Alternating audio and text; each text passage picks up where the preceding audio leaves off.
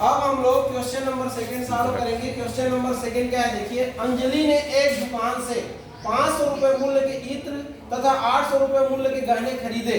यदि इत्र पर बिक्री कर 16% तथा गहनों पर बिक्री कर 8% है तो अंजलि कुल कितने रुपए दुकानदार को अदा करेगी, ये हमारा प्रश्न है। तो सबसे पहले पढ़ना है प्रश्न को और समझना है, उसके बाद जो दिया है उसको लिखना है और जो ज्ञात करना है उसको ज्ञात करना है। तो चलिए देखते हैं क्या दिया है। तो क्या दिया है देखिए। अंजलि ने एक दुकान से 500 रुपए मूल्य के इत्र खरीदे। तो लिखेंगे ये दिया है, ये इत्र का अंकित मूल्य, क्या अंकित मूल्य कितना है, बराबर कितना है 500 रुपए है ये। अब देखिए इस पर कितना बिक्री कर देना पड़ता है। तो यदि इत्र पर 16% तो दिया है इत्र का अंकित मूल्य बराबर 500 रुपए है ना, तथा ये इत्र पर ये क्या बिक्री कर, ये बिक्री कर कितना है 16% है ये, है ना। अतः इसका 500 का कितना प्रतिशत 16%, ये कितना होगा 500 गुणा 16/100। ये देखिए कट जाएगा, ये प्रतिशत को हटाओगे तो बटे 100 लगाओगे, समझ रहे हो ना। तो कितना आया 5 गुणा 16, तो 16 पंची नहीं आता तो करके देख लो।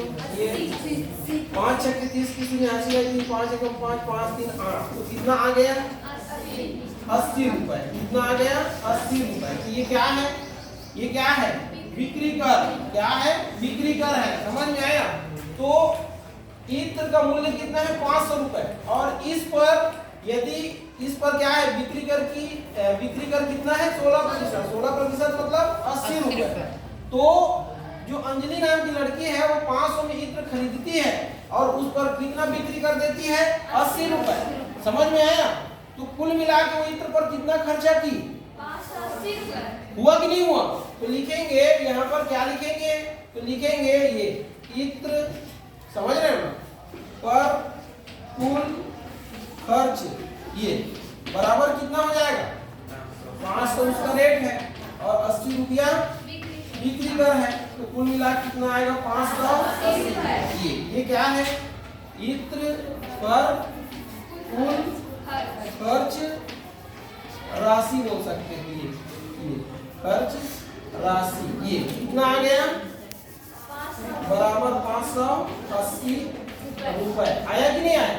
ऐसा ही देखिए ये एक और क्या है 800 रुपए के गहने।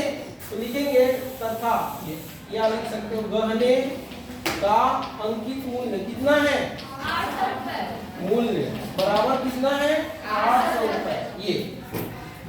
और इस पर बिक्री कर कितना है 8%, बिक्री कर या गहने पर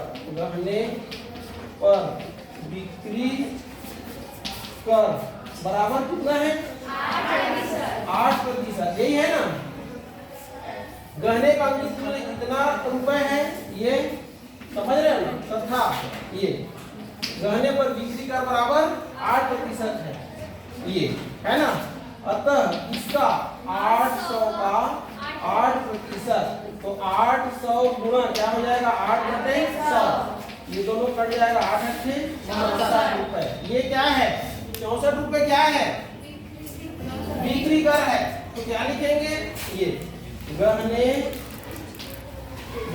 पर कुल खर्च राशि कितना आएगा बराबर 800 धन 64 रुपए। तो कुल मिला कितना हो गया 864 रुपए। अब हमारा प्रश्न क्या बोल रहा है, अंजलि कुल कितने रुपए दुकानदार को अदा की।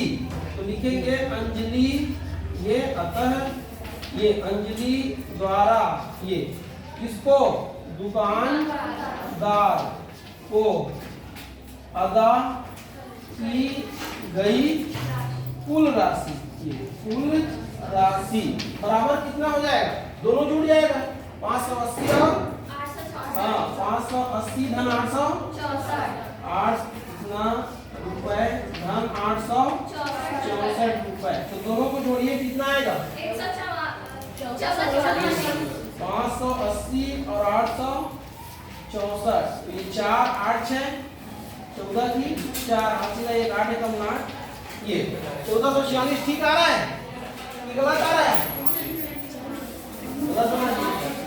580 है और कितना है 864, ये कितना हो गया 4 और ये 8 6 14 की 4 हाथ सीधा एक 8 1 9 9 5 14, कितना ही आ रहा है? नहीं आ रहा है।